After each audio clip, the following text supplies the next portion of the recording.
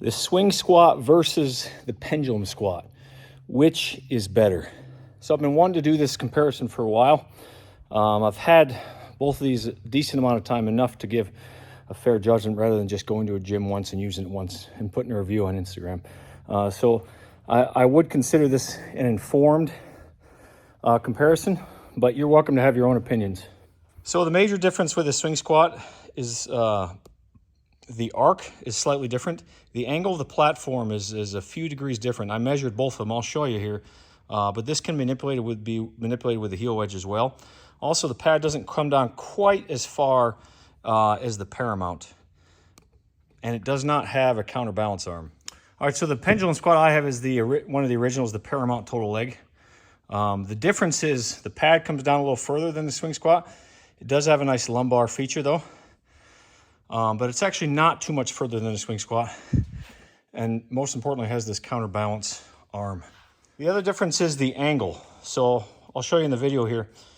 You can manipulate the angle with this heel wedge, but the angle is different than the swing squat. It's interesting because I notice online, I see very few people who know how to use this particular machine effectively, because they're just packing on the weight behind your head and not using the counterbalance arm. The whole beauty of this versus the swing squat is this counterbalance arm, as I'll show you.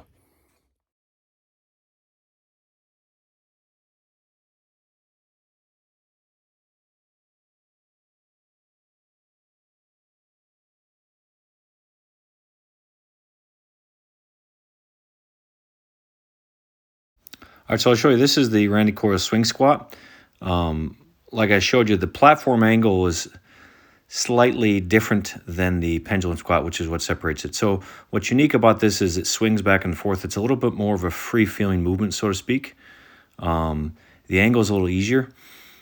The way I use it typically is with this heel wedge. I superset from heels up to toes up to flat. The major difference with this, even with the heel wedge, is it's significantly more glute involvement than the pendulum squat. So I like to do this machine on posterior chain day, like a hip, hamstring, and glute day, as opposed to a quad day. It's a heavy machine, you know. For those that have used this, both of them, the weight is heavy. This feels more like a true squat. Like people that just love squatting will like this machine for the feel. The beauty is there isn't a whole lot of back pain. The pad does not come down as far, but it does let you put your lower lumbar spine in a little bit of lordosis. So it's comfortable. It's a little wider than the Paramount. I actually like the Paramount pad because it comes down a little further and it's a little more narrow. But you can see here I've kind of superset it and I'm going flat. The thing I don't like about the swing squat, the main thing I don't like is it's hard to get out of the hole. You'll see I push my knees up here. The only way for me to get out of the hole and assist in the bottom part is to push my knees up. This is just me doing the same movement after I've done all the other stuff. I typically like to do this machine after I've pre-exhausted some hamstring movements. I don't usually do this as a primary movement because I find it warms my hammies up first and warms my legs up before I do it. So I typically don't do as much weight as I otherwise would.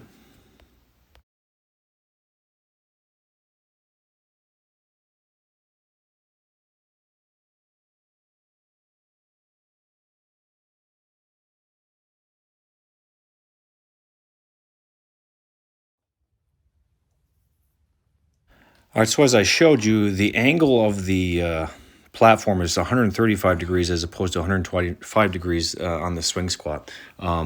This makes it a little bit more quad biased to me. The major difference is the movement arm is not as long as the swing squat. The swing squat has a little bit more of a quote-unquote natural feel as far as just pure squatting. I'm showing you just the flat angle first. This is actually the one I do the least. It still feels good, but for me, with both of these movements, I really like a squat that hits the quads because there's so many other movements that I'm able to hit glutes with. So I really like with this pendulum squat particularly to really focus on the quads. You can see here, one of the benefits of it is that you can assist at the bottom. So this is the main way I use it. So you can see I've got a band. I've got some counterweight on it.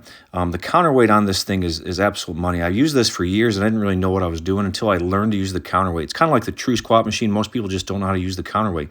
It's not a sign of weakness, not a sign of needing assistance. It's a sign of knowing how to use the machine when you can get assistance at the very bottom, because the more that comes up, the more it's going to pull and assist you at the very bottom out of the hole. But for me now, I almost exclusively use the reverse heel wedge, so my toes are up as opposed to my heels. Notice that the angle is 125 degrees with this wedge with my toes up, which is the same exact angle as the swing squat. So it's given me the benefit of the swing squat with the assistance of the counterbalance arm. So the main reason I really like this machine is the counterbalance arm, because I'm able to get out of the hole well. So for me, I do this machine on a quad day. I mostly like to do this after I've done some leg extensions and warm my legs up. It just works better for me when I keep the weight moderate to decently heavy in the 10 to 12 rep range. You can see here that one of the other things I like to do with this after I've exhausted myself is force reps. So there's not really a way for me to do this on the swing squat other than just push my knees up, whereas I can use that bar on the side and the machine next to me to kind of push up. So negatives on this are just brutal. So in conclusion, they're both great machines, very similar mechanism of action. To wrap it up again, the swing squat feels more like a true traditional squat. Used as it is, it's very much glute and adductor biased. The pendulum squat machine is a little bit more quad based. It's a slightly different angle. If you're super tall, it may be uncomfortable. I'm 6'1", fits me perfectly. If you have super long legs, it may be uncomfortable, which the swing squat may have the advantage there. But from my perspective, you can totally manipulate it with the heel wedge. So as far as pendulum squats out there, Atlantis has a new one that's platform is adjustable. There's Arsenal has one. Several other companies make one. I think probably the best one I've seen, I haven't used personally, is the Predator Strength one. Hard to get in the US. But with the variations I showed you, you can get very similar effects with the Paramount Total Leg. But I like the Paramount Total Leg better than the other ones, maybe except for the Predator Strength, because of the counterbalance arm. The other ones have counterweight, but you can't manipulate them. You can't adjust it. As your weight goes up on that pendulum squat, you should be adding more weight on the counterbalance so you can hit that deep position without needing help or assistance, and have a smooth strength curve so that it's not too heavy in the deepest spot where you're the weakest. So if I had to do it all personally, I could only pick one. Personally, honestly, I would probably stick with a pendulum squat. I love the swing squat. It's great. It's just more of a glute-based thing. I just don't like the fact that I cannot get myself out of that hole.